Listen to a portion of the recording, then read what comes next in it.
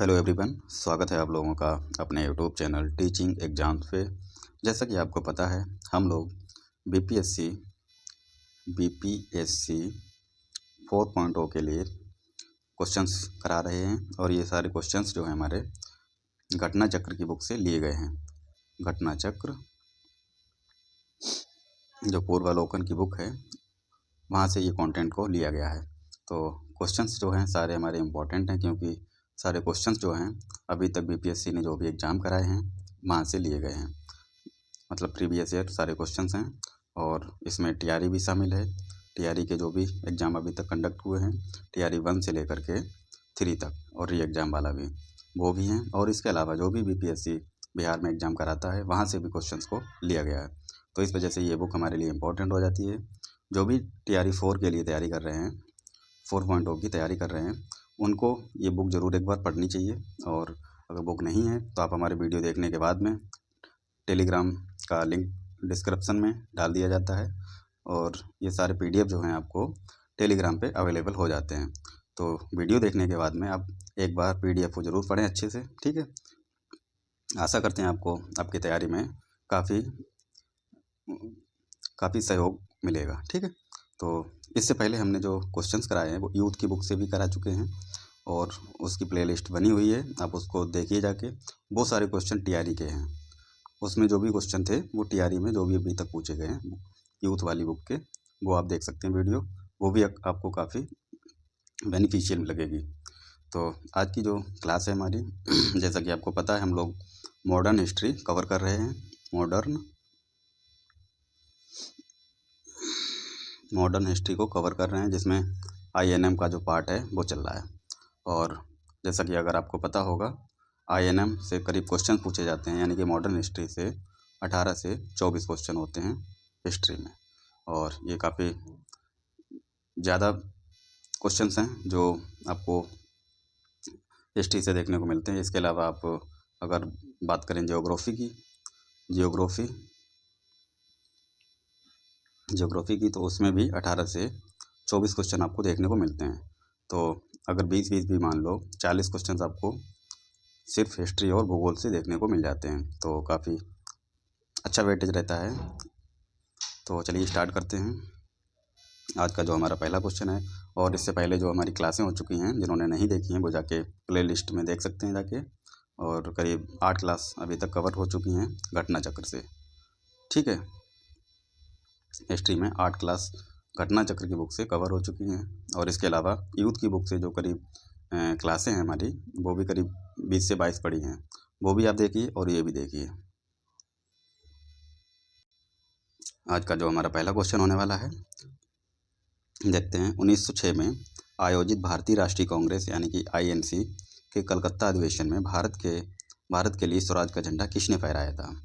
तो ये 1906 की बात कर रहा है।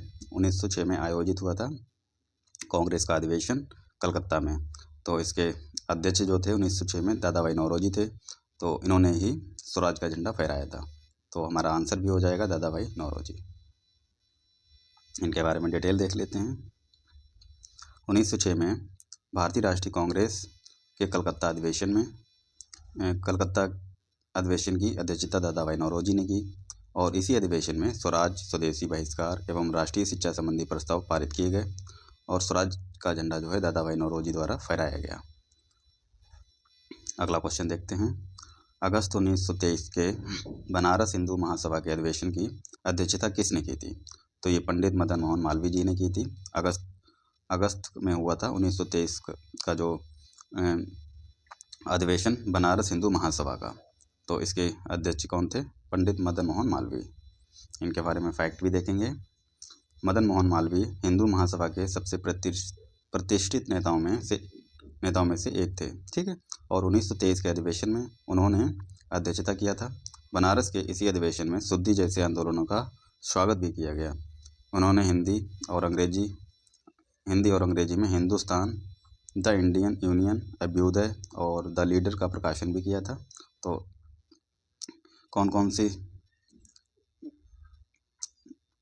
किसका इन्होंने प्रकाशन किया था?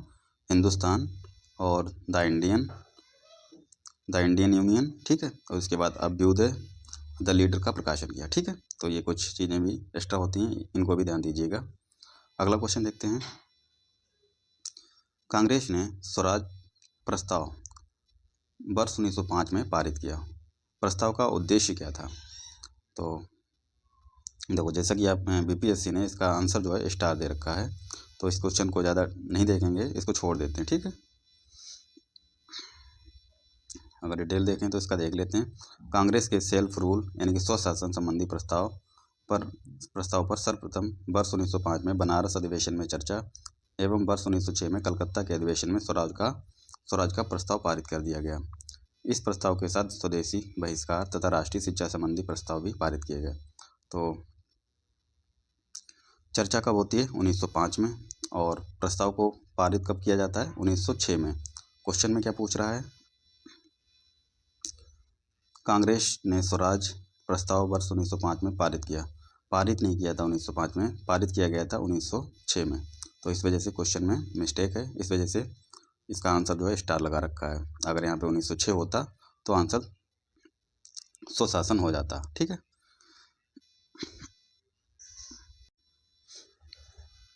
तो क्वेश्चन में इशू है, इस वजह से इसको छोड़ देते हैं। बाकी आप अपने डिटेल जानकारी के लिए देख सकते हैं। जो सेल्फ रूल यानी स्वशासन संबंधी प्रस्ताव जो है सर्वप्रथम 1905 में बनारस में चर्चा में आया था और 1906 में कलकत्ता अधिवेशन में इसको पारित किया गया था। ठीक है, और इसके साथ क्या क्या पारित हुआ था? स्वदेशी बहिष्कार तथा राष्ट्रीय शिक्षा संबंधी प्रस्ताव। ठीक है, अगला क्वेश्चन देखते हैं। 20वीं सदी के प्रारंभिक वर्षों में कांग्रेस में विभाजन की प्रक्रिया शुरू हुई। तो इसके आंसर जो होंगे सारे हो जाएंगे। कांग्रेस आंदोलन की रणनीतियों पर और कांग्रेस आंदोलनों के उद्देश्यों पर, कांग्रेस आंदोलन में लोगों की भागीदारी पर, यानी कि उपयुक्त सभी। इसकी डिटेल भी देख लेते हैं, इंपॉर्टेंट क्वेश्चन है ये। 20वीं सदी के प्रारंभिक वर्षों में कांग्रेस के विभाजन का एक प्रमुख कारण नरमपंथियों का अपने रणनीतियों, उद्देश्यों और आम जनता को अपने साथ रख पाने में असफल होना था। नरमपंथियों ने आम जनता के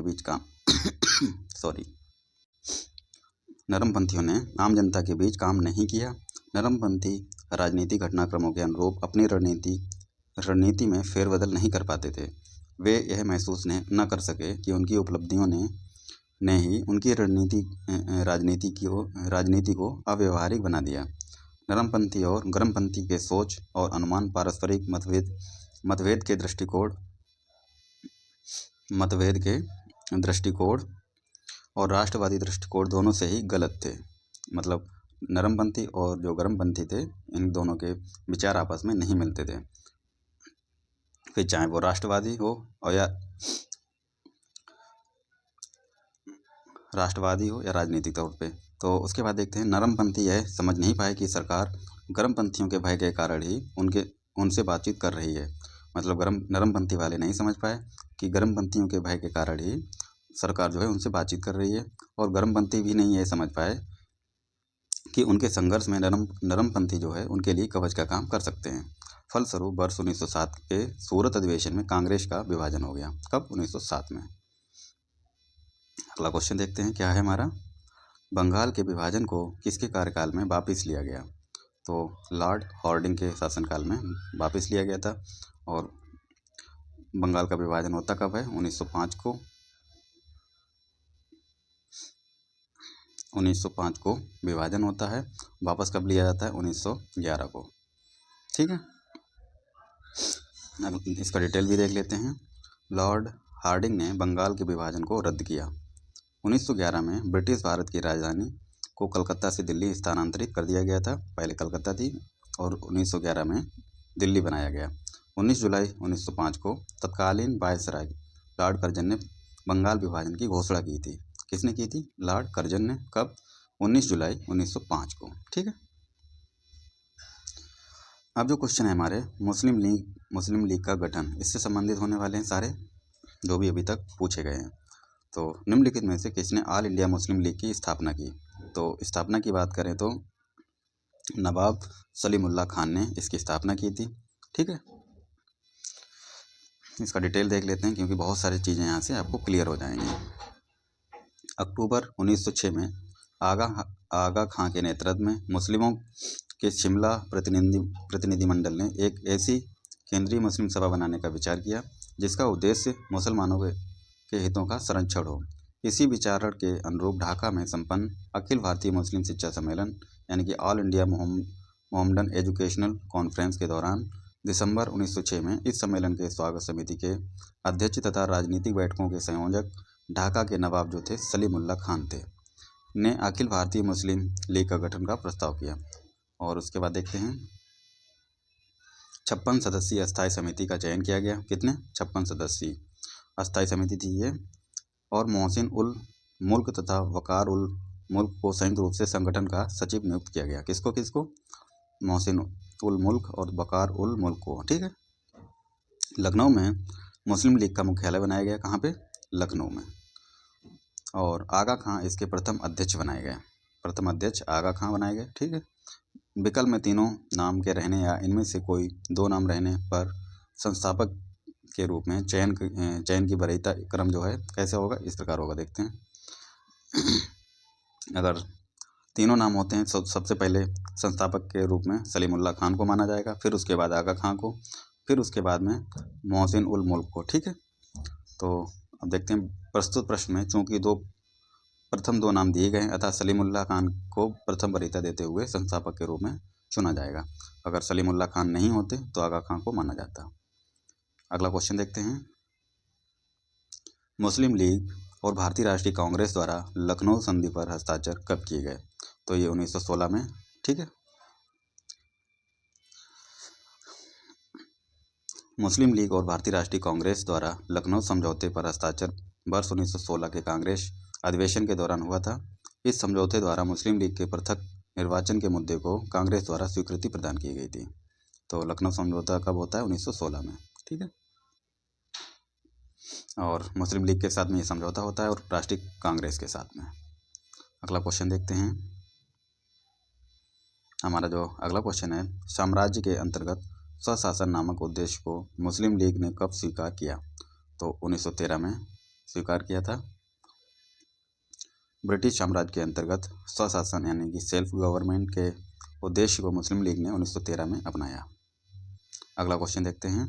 मुस्लिम लीग ने अपना वार्षिक अधिवेशन नियमित रूप से प्रारंभ किया। कब किया था? तो आंसर इसमें हमारा ऑप्शन ई हो जाएगा। नियमित रूप से वार्षिक अधिवेशन जो है नियमित रूप से प्रारंभ किया। वैसे तो बीपीएससी ने इसका आंसर जो है 1925 माना है। आयोग ने इसका आंसर जो है 1925 माना है। अच्छा, इसका डिटेल देखते हैं पहले। अखिल भारतीय मुस्लिम लीग की स्थापना जो है दिसंबर 1906 में होती है। कहाँ पे? ढाका में। इसके संस्थापक ढाका के नवाब सलीमुल्लाह थे। वर्ष 1907 में मुस्लिम लीग का वार्षिक अधिवेशन जो है कराची में तथा वर्ष 1908 में अमृतसर में हुआ। इसके उपरांत मुस्लिम लीग के अधिवेशन अनियमित रूप से देश के विभिन्न शहरों में, अनियमित रूप से ना कि नियमित रूप से, विभिन्न शहरों में आयोजित होते रहे। यद्यपि बिहार लोक सेवा आयोग ने अपनी उत्तर कुंजी में इस प्रश्न का उत्तर जो है डी को माना है, जो सही नहीं है। अब देखो, घटना चक्र की बुक में कहने से क्या होता है, बिहार बीपीएससी ने क्या इसका आंसर माना है? 1925 माना है। तो आप लोग देख लेना क्या सही लगे आपको। क्वेश्चन नेक्स्ट है हमारा। 1906 ईस्वी में मिनटों से शिमला में मिले मुसलमानों के शिष्टमंडल ने प्रार्थना की। तो क्या प्रार्थना की थी? मुसलमानों के लिए पृथक निर्वाचन वर्ग की। ऑप्शन ए इसका राइट आंसर हो जाएगा।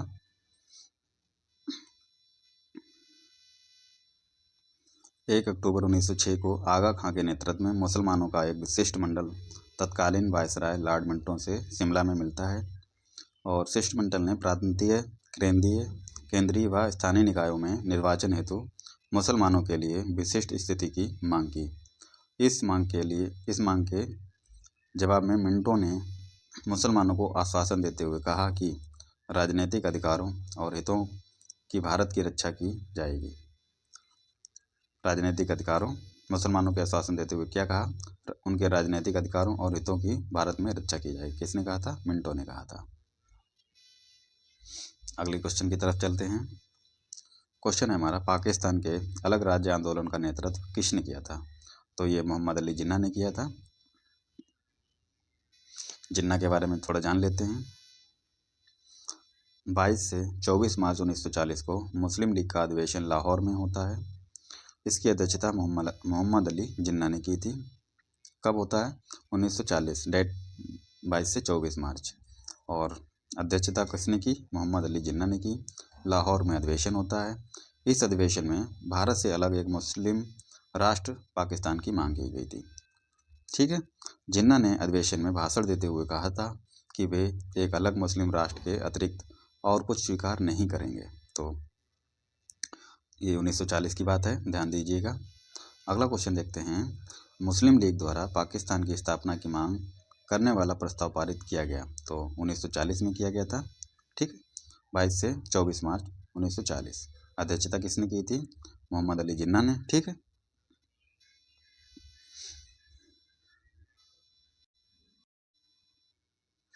अगला क्वेश्चन है हमारा, निम्न में से कौन सा भारत में गांधी जी का प्रथम सत्याग्रह आंदोलन था जिसमें उन्होंने सविनय अवज्ञा का प्रयोग किया?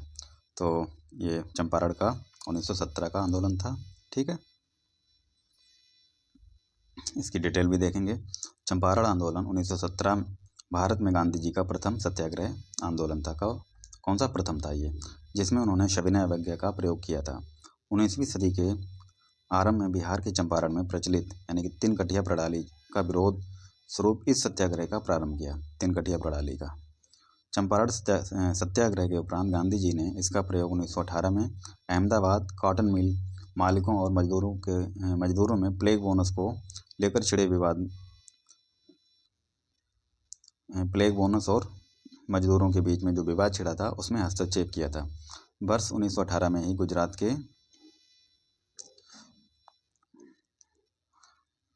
के खेड़ा में किसानों की नष्ट हुई फसलों के बावजूद ब्रिटिश सरकार द्वारा लगान में छूट न देने के कारण महात्मा गांधी ने खेड़ा सत्याग्रह का प्रारंभ किया। ध्यातव्य है कि महात्मा गांधी द्वारा रॉलेट एक्ट जो था 1919 का, उसका भी ब्रिटिश सरकार द्वारा पारित था। रॉलेट एक्ट का विरोध भी किया था। ठीक है। अगला क्वेश्चन देखते हैं।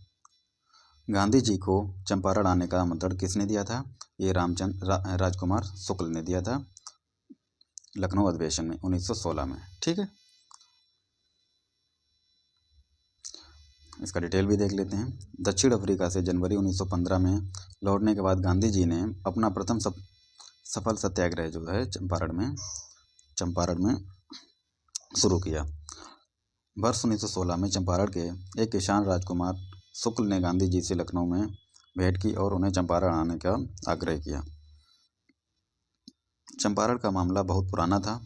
19वीं सदी के समाप्त होते होते जर्मनी के रासायनिक रंगों ने बाजार में नील का स्थान ले लिया। फलस्वरूप चंपारण के यूरोपियन बागान मालिक नील की खेती बंद करने के लिए विवश हो गए।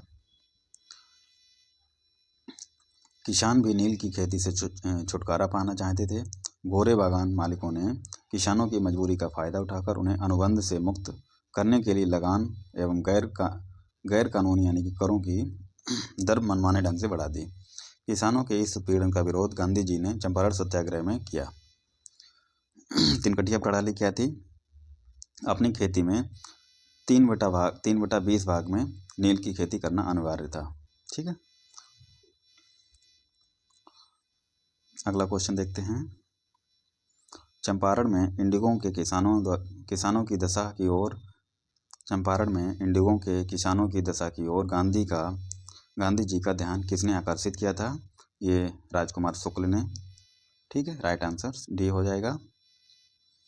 अगला क्वेश्चन देखते हैं। महात्मा गांधी की दक्षिण अफ्रीका के वापसी पर इनमें से किस घटना के कारण उनको प्रसिद्धि मिली? तो ये चंपारण सत्याग्रह था 1917 का। इसमें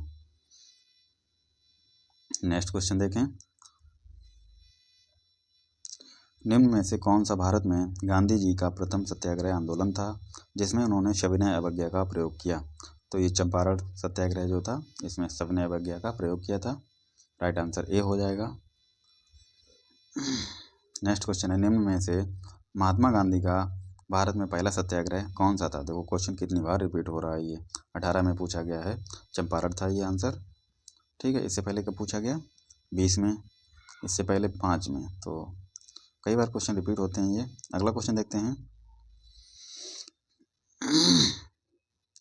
किसने यूरोपीय नील बागान मालिकों द्वारा किसानों के शोषण की तरफ गांधी जी का ध्यान आकर्षित किया था? तो ये राजकुमार शुक्ल। अगला क्वेश्चन देखते हैं, ये देखो 16 में पूछा गया था। नेक्स्ट क्वेश्चन है हमारा, गांधी जी को विशेष रूप से चंपारण आने और वहाँ के कृषकों की दयनीय स्थिति को देखने हेतु किसने अनुग्रह किया था? ये क्वेश्चन देखो फिर से रिपीट हुआ है, बीपीएससी 9 to 10 2023 में पूछा गया है। तो राइट आंसर हमारा राजकुमार शुक्ल है। अगला क्वेश्चन, चंपारण आने के लिए किसने गांधी जी को राजी किया? तो ये फिर से वही क्वेश्चन है, राजकुमार शुक्ल। ये देखो बीपीएससी स्कूल टीचर 23 में ही पूछा गया है ये भी। नेक्स्ट क्वेश्चन है, राजकुमार शुक्ल ने किस नेता को बिहार आने और उनके आंदोलन को नेतृत्व प्रदान करने के लिए राजी किया? फिर से रिपीट हुआ है, 10/12/2023 टीआरई का क्वेश्चन है ये। तो ये इसका राइट आंसर क्या हो जाएगा? ऑप्शन ई इसका होगा। किस नेता को? ये महात्मा गांधी जी को, महात्मा गांधी को।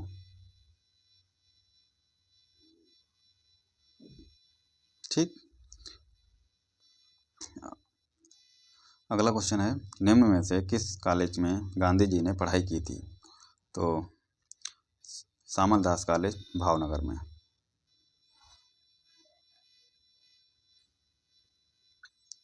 थोड़ा डिटेल देख लेते हैं। महात्मा गांधी भारत के स्वतंत्रता आंदोलन के एक प्रमुख नेता थे। इनकी प्रारंभिक शिक्षा पोरबंदर में संपन्न हुई। इन्होंने हाई स्कूल की शिक्षा राजकोट स्थित अल्फ्रेड हाई स्कूल से प्राप्त की थी। इसके उपरांत उन्होंने भावनगर स्थित श्यामल दास आर्ट कॉलेज में अपना नामांकन कराया। इसके उपरांत उन्होंने यूनिवर्सिटी कॉलेज लंदन से लॉ की पढ़ाई पूरी की। अगला क्वेश्चन क्या है, गांधी जी द्वारा भारत में पहली बार सत्याग्रह आंदोलन बिहार में कहाँ प्रारंभ हुआ था? ये चंपारण में हुआ था। अगला क्वेश्चन देखते हैं, चंपारण आंदोलन मुख्यतः किसके विरोध में हुआ था? तो ये नकदी फसल के विरोध में, यानी कि नील की खेती जो थी, नील की खेती। ठीक है, इसकी डिटेल भी देख लेते हैं। चंपारण आंदोलन 1917 मुख्य रूप से नकदी फसल के विरोध स्वरूप प्रारंभ किया गया। 20वीं शताब्दी के प्रारंभ में अंग्रेजी सरकार ने बिहार के चंपारण में तीन कठिया व्यवस्था लागू कर दी। ठीक है, तीन कठिया व्यवस्था।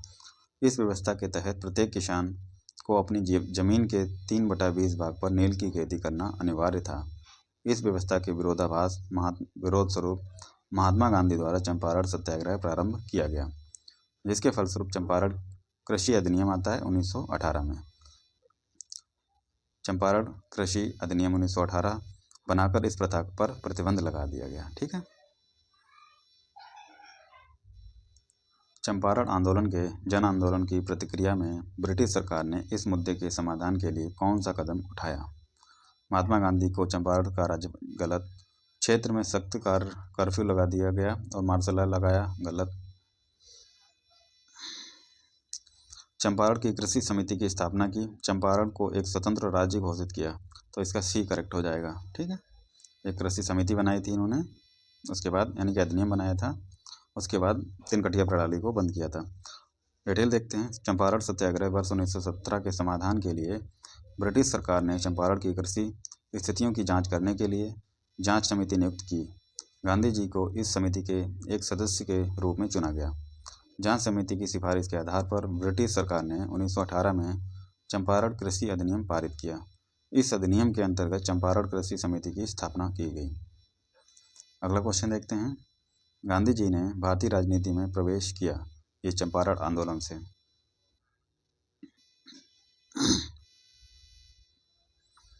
अगला क्वेश्चन देखते हैं, महात्मा गांधी ने सर्वप्रथम किस किसान आंदोलन में भाग लिया था? तो ये चंपारण। ठीक है, गांधी जी का चंपारण सत्याग्रह किससे जुड़ा था? ये तीन कठिया प्रणाली से। ठीक है, रिपीटेड क्वेश्चन है। बिहार में तिनकटिया पद्धति में नील की खेती के लिए भूमि का कितना भाग अमानत रखा जाता था? तो ये 3/20 भाग। नेक्स्ट क्वेश्चन, बिहार के कौन से स्थान में गांधी जी ने अपना प्रथम सत्याग्रह किया था? तो ये चंपारण में हो जाएगा आंसर। चंपारण नील आंदोलन के राष्ट्रीय नेता कौन थे? तो महात्मा गांधी जी थे। फिर से क्वेश्चन रिपीट हो रहे हैं बार बार। 1918 में अहमदाबाद के मिल मालिक और मजदूरों के मध्य विवाद में किसने हस्तक्षेप किया? ये महात्मा गांधी ने किया था हस्तक्षेप।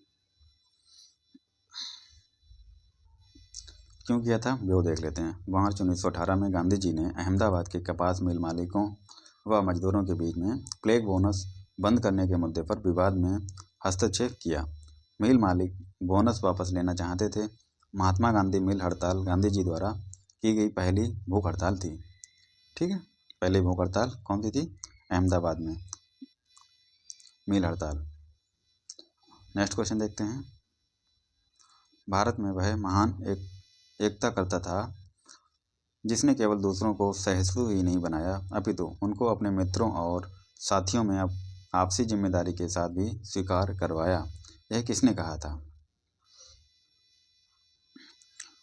तो इसका राइट आंसर हो जाएगा उपरोक्त में से कोई नहीं। तो ये किसने कहा था? तो ये जवाहरलाल नेहरू ने कहा था।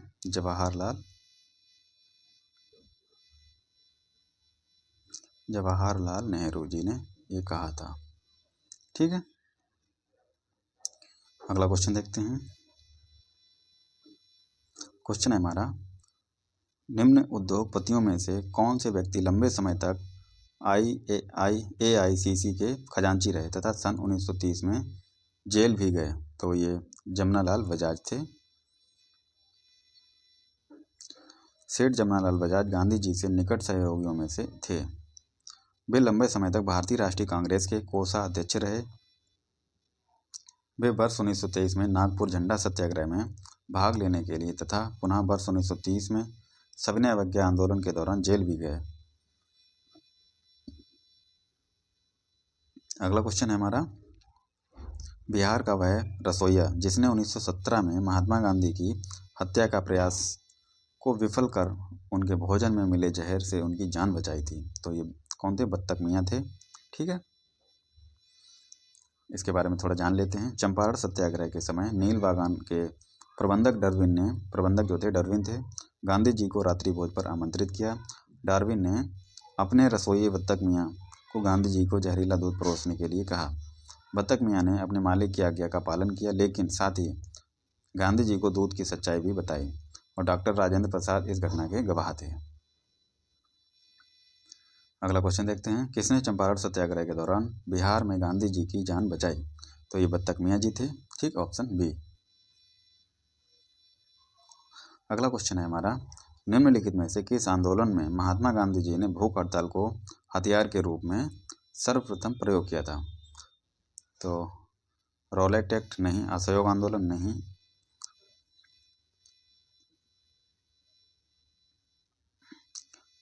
बरदौली सत्याग्रह नहीं, ये अहमदाबाद हड़ताल जो मिल मालिक और मजदूरों के बीच में हड़ताल हुई थी उसमें सबसे पहले उन्होंने भूख हड़ताल का प्रयोग किया था। अगला क्वेश्चन है, चाहे कुछ इसका डिटेल भी देख लेते हैं। अहमदाबाद मिल हड़ताल वर्ष 1917 से 18 के दौरान महात्मा गांधी ने पहली बार भारत में भूख हड़ताल 3 दिन की को हथियार के रूप में प्रयोग किया था। तो अगला क्वेश्चन देखते हैं। निम्नलिखित में से किस सत्याग्रह आंदोलन में गांधी जी ने प्रत्यक्ष रूप से भाग नहीं लिया? तो बायकॉम सत्याग्रह में भाग नहीं लिया था, बाकी राजकोट में भी लिया, खेड़ा में भी लिया, असहयोग में भी लिया। अगला क्वेश्चन, स्वाधीनता आंदोलन के दौरान महात्मा गांधी के करीबी अंग्रेज मित्र थे, कौन थे? ये रेवरेंड चार्ली एंड्रूज, इनको दीनबंधु भी कहा जाता है।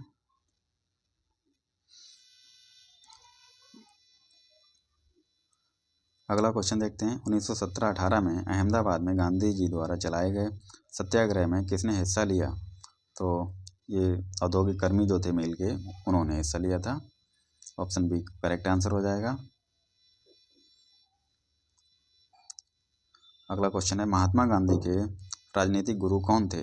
राजनीतिक गुरु की बात करें तो इसमें ऑप्शन नहीं दिया गया है। रविंद्रनाथ टैगोर थे, सॉरी रविंद्रनाथ टैगोर नहीं थे। अगर राजनीतिक गुरु की बात करें तो गोपाल कृष्ण गोखले थे, गोपाल कृष्ण गोखले। ठीक है, तो इसमें ऑप्शन नहीं दे रखा है, तो आंसर हमारा उपरोक्त में से कोई नहीं हो जाएगा, ऑप्शन ई।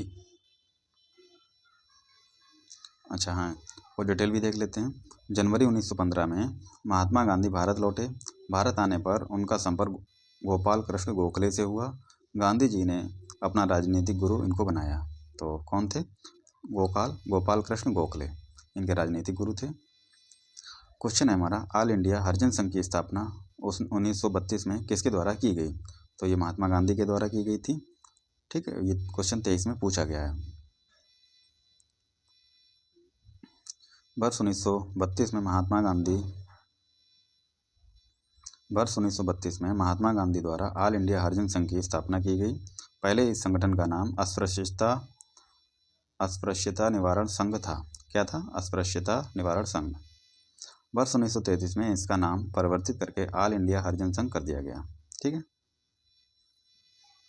क्वेश्चन है हमारा अगला, ब्रिटिश का भर्ती सार्जेंट की उपाधि प्रथम विश्व युद्ध के दौरान सरकार को अपना सहयोग देने के कारण किसने प्राप्त की? तो ये महात्मा गांधी को कहा गया था भर्ती करने वाला सार्जेंट।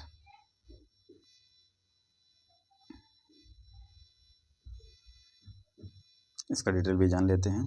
प्रथम विश्व युद्ध में महात्मा गांधी ने भारत में ब्रिटिश सरकार का सहयोग करने का निर्णय लिया, क्योंकि उन्हें यह उम्मीद थी कि प्रथम विश्व युद्ध की समाप्ति के बाद ब्रिटिश सरकार भारतीयों को स्वशासन का अधिकार प्रदान करेगी।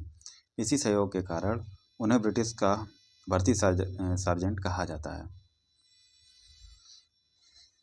सर्वोदय शब्द का प्रयोग सर्वप्रथम किसने किया था? तो ये महात्मा गांधी ने किया था, ऑप्शन ए इसका करेक्ट आंसर है।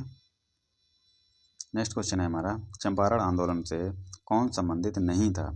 तो अनुग्रह नारायण सिन्हा संबंधित थे, राजेंद्र प्रसाद भी, जे.बी. कृपलानी भी, बट जयप्रकाश नारायण जो है चंपारण आंदोलन से संबंधित नहीं थे। आंसर हमारा डी हो जाएगा। 1917 के चंपारण सत्याग्रह से कौन संबंधित नहीं था? तो जे.बी. कृपलानी भी थे, राजकुमार शुक्ल भी थे, राजेंद्र प्रसाद भी थे, बट राम मनोहर लोहिया नहीं थे। राइट आंसर डी हो जाएगा। तो दोस्तों ये थे आज के कुछ इंपॉर्टेंट क्वेश्चन। ठीक है, मिलते हैं अगली नई वीडियो पे कल। तब तक के लिए आप पढ़ते रहिए, मुस्कुराते रहिए और अपना ख्याल रखें, अपनों का ख्याल रखें। और साथ में थोड़ी जानकारी भी देना चाहूँगा, इस PDF को अगर आप पाना चाहते हैं तो आप हमारे टेलीग्राम के लिंक पे जाइए, वहाँ पे क्लिक कीजिए। लिंक जो है डिस्क्रिप्शन में दे रखा है। ठीक है, और टेलीग्राम चैनल पे जाइए, वीडियो को डाउनलोड करें। वीडियो देखने के बाद में एक बार इसको ज़रूर पढ़ें, आपको बहुत ही ज़्यादा फ़ायदा मिलेगा 100%। और मिलते हैं अगली नई वीडियो पे, तब तक के लिए आप खुश रहिए, पढ़ते रहिए। धन्यवाद।